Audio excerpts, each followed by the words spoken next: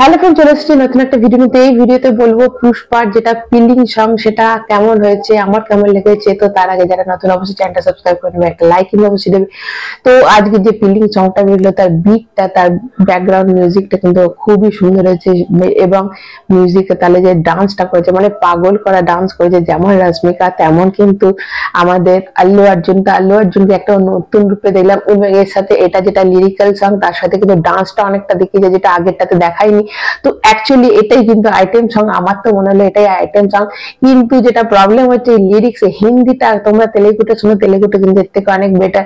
হিন্দিটা লিরিক্স এর কোথাও গন্ডগোল হচ্ছে, মানে হিন্দি নিয়ে এরা কিন্তু বেশি, মানে গানের ক্ষেত্রে বেশি ভাবিনি। এটা যেটা মনে হচ্ছে আমার, কথাগুলো ঠিক ম্যাচ করছে না, এটাই আমার মনে হলো আগের সংটার ক্ষেত্রে, তাই মনে হলো। কিন্তু এটার কিন্তু মিউজিকটা খুব সুন্দর, এবং এই গানটা কিন্তু অতিরিক্ত মানে ভাইরাল অবশ্যই হবে। এবং এই গানটা নিয়ে কিন্তু রিলস, এবং এই গানটা কিন্তু আগামী দিনে সব জায়গাতে তোমরা শুনতে পাবে, কারণ গানটা কিন্তু মিউজিকটা কিন্তু খুবই ভালো।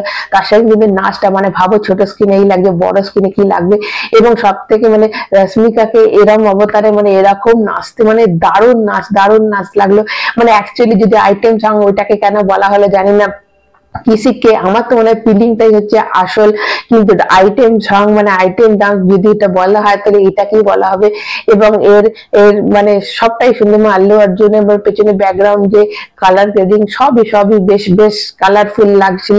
আল্লু অর্জুনকে তো দারুণ লাগছিল। হ্যাঁ, একটু সেন্সেশন আছে বটে, সেটা তো একটু থাকবেই। তো এটা এবং বড় পর্দায় বড় হলে তো এটা বেশ লোকের ভালোই লাগবে। ছোট মানে মোবাইলে যদি এরকম লাগে তো বড়তে ভালোই লাগবে। তবে এইটা নিয়ে কিন্তু এবার নেগেটিভ অনেক কিছু, নেগেটিভ রিভিউ এবার কিন্তু স্টার্ট হবে। অনেকেই এটা ভালো লাগবে না, অনেকে এটা নিয়ে, দেখো যারা নেগেটিভ বলা তারা নেগেটিভ বলবে, কিন্তু এই সিনেমার কিন্তু কিচ্ছু যায় আসছে না। এই সিনেমার কিন্তু অ্যাডভান্স বুকিং দারুণ হারে বাড়ছে। এবং এই গানটা দিয়ে কিন্তু এবার যতই নেগেটিভ, দেখো প্রত্যেকটা আগে সিনেমাটার সাথে মানে পুষ্পা 1 এর সাথে পুষ্পা 2 এর গানের অবশ্যই অনেক ফারাক আছে, কিন্তু সবসময় পুষ্পা 1 এর সাথে যদি কম্পেয়ার করো তাহলে তো সেটা ঠিক না।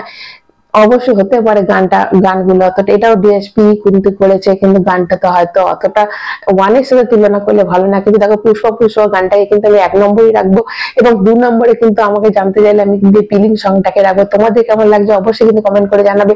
এবং তোমাদের এটাও বলি যে এই টাইমে কিন্তু এই গানটা কিন্তু একটা দারুণ কিন্তু হাইপ আবার একটা ক্রিয়েট করবে, এবং আবার এটাকে বুস্ট করার জন্য কিন্তু আজকে গানটা কিন্তু খুব সহায়তা করবে। এবং কালকে যদি এর কোনোভাবে যদি সেকেন্ড ট্রেলার এসে যায়, তার মানে কি, মানে দারুণ ধামাকাটা হয়ে যাবে।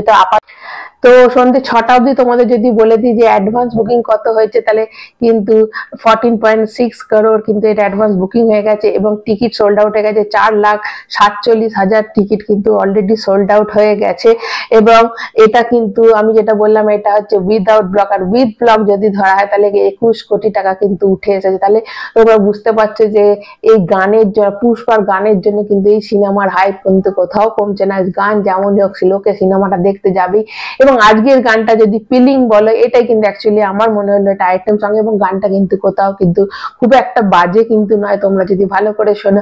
হ্যাঁ, হিন্দির কথাগুলোর জন্য, কেন কথাগুলোর সাথে গানের না ম্যাচটা কোথাও হচ্ছে না। হিন্দিটা নিয়ে আরেকটু যদি ভাবা হতো তাহলে কিন্তু আরো বেটার হতো, এটা আমার মনে হয়। তোমাদের কেমন লাগলো অবশ্যই এটা কমেন্ট করে জানাবে, এবং যারা নতুন তারা চ্যানেলটা সাবস্ক্রাইব করবে। এখন টাটা।